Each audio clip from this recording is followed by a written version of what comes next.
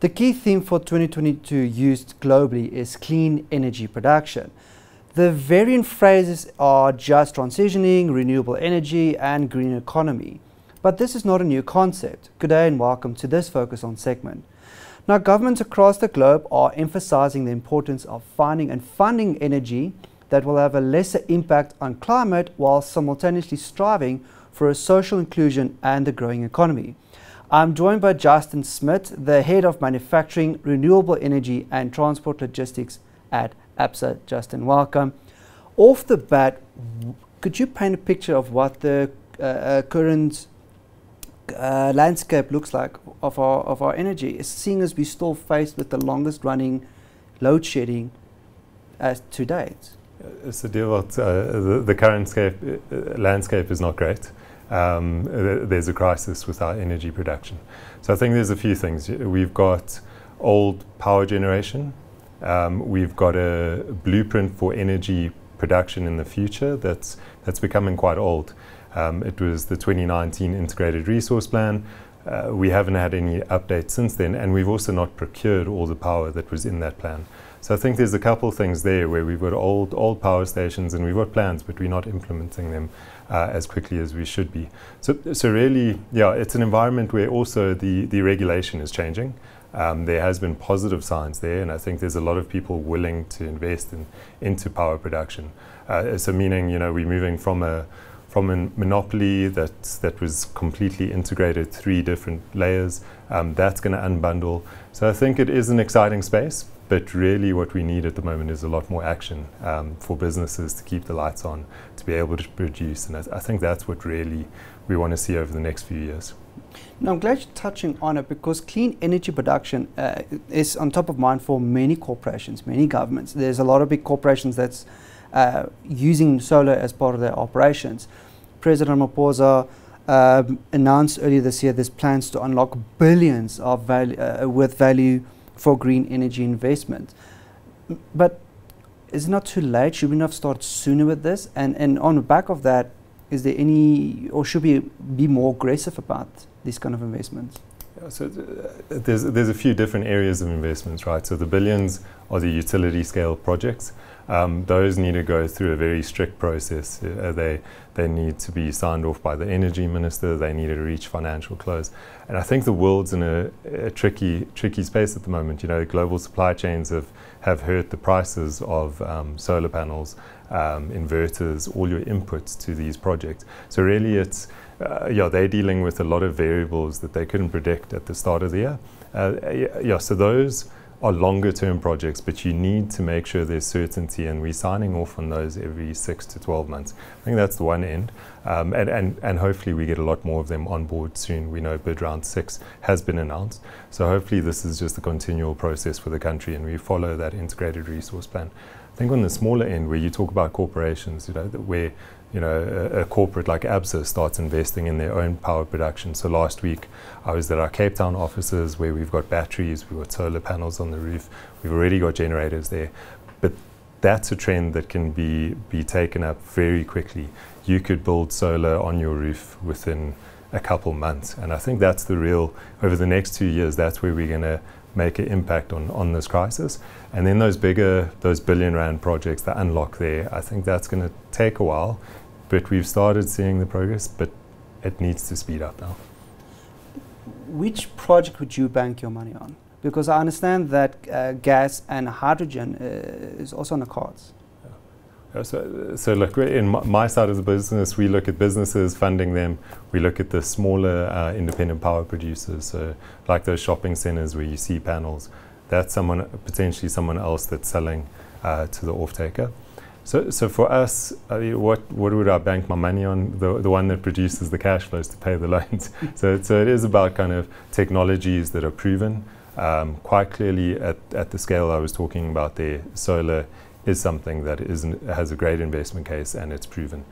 When we're talking about load shedding, solar needs to be integrated to generators, it needs batteries. And really what's been interesting this year is batteries. If you're talking about a technology that you're banking on, last year we saw 1 in 10 applications for businesses see battery integration. This year we've seen 5 in 10. So 50% of all applications have batteries included. So yeah, in the short term, I think batteries is kind of where you're betting the market to go. The rest of the market, I think we're still going to be seeing wind and solar being the predominant energy sources. The other technologies, they're coming. It'll be interesting to see what happens with them. What is your prediction on how long we might sit with load shedding? So it really depends on how quickly we get power production on the grid. It's so we think it's 2 years, but really, if we don't get any new power production, that 2 years carries on getting delayed. So we've been saying 2 years for about 2 years now, and the big problem is there that we have generation capacity that's getting older. So and we know that I think it was Komati yesterday where they said that that's being decommissioned, and they'll start putting batteries in there, solar, but really coal-fired power stations have a 50-year lifespan. So we know that from the start that they will get decommissioned at 50 years. And the problem is we've got a whole bunch of these power stations that are either past 50 or in their 40s and going to reach decommissioning. So we need that utility scale power coming online, and the longer it takes to sign it up and build it, I think the longer we'll have this crisis. So yeah, rooftop will get us fix a bit of the gap, but we really need those bigger power stations to be built to make sure it's not another 2 years post these next 2 years. Is there a lot of red tape that needs to be that we need to cut through to get this off the ground? Yeah, so I think, look, the utility scale has their own process. I think in the world we play in, where we've seen over the last 2 years, Eskom's they have to sign a lot of these projects off. You need to connect. If you're a user, you need their sign off. If you're pushing back into the grid, or if you need to connect your solar. We've seen improvements in Eskom, so we've seen the time reduce. But really, given the crisis, there's such a backlog at the moment with people getting budget quotes from Eskom, or if they're trying to push back into the grid. Interestingly, if you are a farmer and you push back into the grid, Eskom will give you 1-for-1 for that power, depending on the time you push it in. So they are supportive of customers going this route, but I think there is a long process, and as with everyone, capacity is an issue. So that's slow, and then also the NERSA program where you need to register. So you don't need a license, but you still need to register, especially if you're an Eskom client. So all of that there is still bureaucracy and red tape.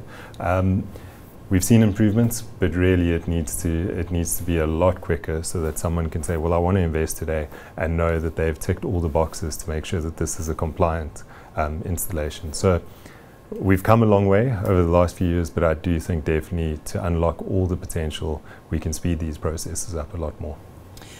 COP27 around the corner. How is COP27, or how is COP27 strategy aligned with Absa, or vice versa?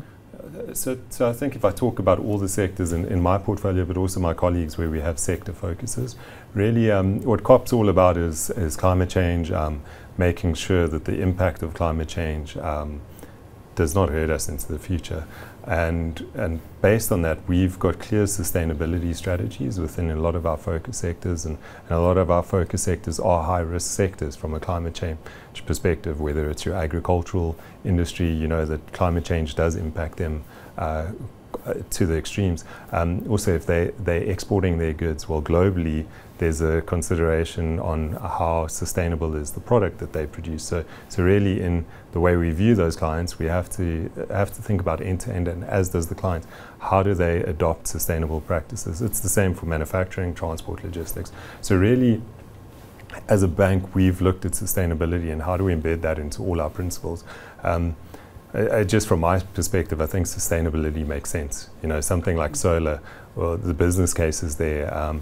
If I'm a manufacturer and investing in new production lines, well, they're more efficient, they're more productive, they use less power. So really, following these sustainable principles actually makes business sense. So a lot of the time, where we look at it, we think, well, a client following all those principles is actually a good jockey, a good business. So commercially, it's not this thing of just going green and it costs you a lot. I think it's the right business practice. So yeah, COP will be important because it unlocks funding for people like ESCOM for their just transition, but also for the country. How do we do some of these mega projects and move into a more just transition? For us, we fully aligned, whether it's the small installers in solar, how do we support those businesses for opportunities in the economy? I think all of it comes together. So it's exciting to hear what comes out of it, but really these are long-term. We carry on with business, and sustainability is key to all those sectors that we focus on.